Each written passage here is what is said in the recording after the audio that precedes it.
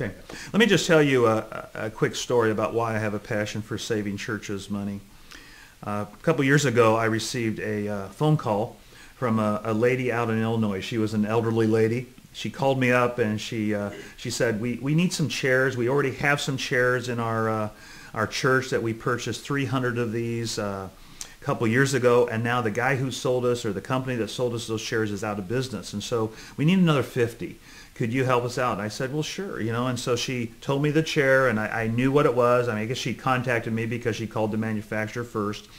But with that, I gave her a price via email. I sent it to her after we had ended our phone conversation.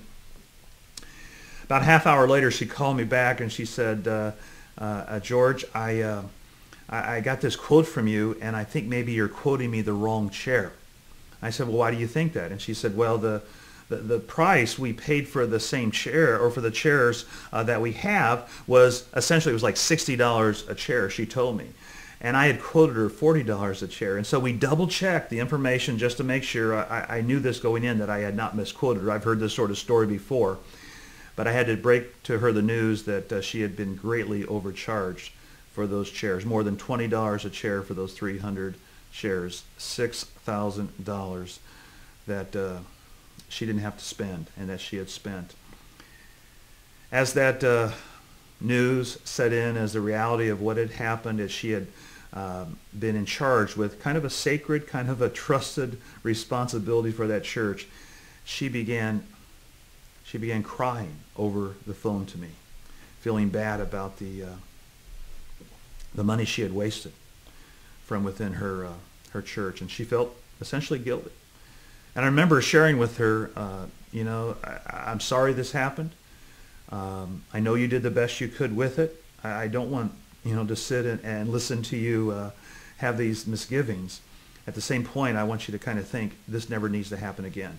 You just call us up and we will take care of you, and you will not have this ever happen again. And we sold her those chairs, and I've worked with them in the days since, the months since as well.